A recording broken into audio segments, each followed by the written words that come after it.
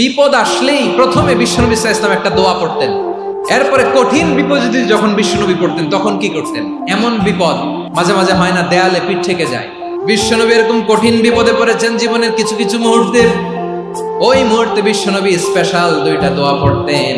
এই দোয়াগুলো আপনাদেরকে জানিয়ে দেয়। বিশ্বনবী সাল্লাল্লাহু আলাইহি ওয়াসাল্লাম বলেন, আকস্মিক দুর্ঘটনার বিপদ থেকে যদি কেউ বাঁচতে চায়, সকাল সন্ধ্যা যেন প্রত্যেকে এই দোয়াটা পড়ে।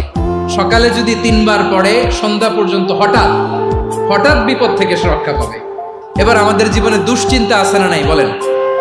এই দুশ্চিন্তা, পেরেশানি, মারাত্মক পেরেশানি থেকে মুক্তি পাওয়ার জন্য বিষ্ণু ইসলাম দুটো দোয়া পড়তেন। কয়টা?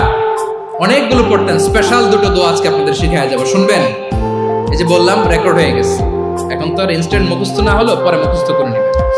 সাইয়েদনা আবু বকর রাদিয়াল্লাহু তাআলা বিষ্ণু ইসলামকে বললেন, ইয়া রাসূলুল্লাহ আল্লিমনি দুআআন আদউ বিহি ফি সালাতি।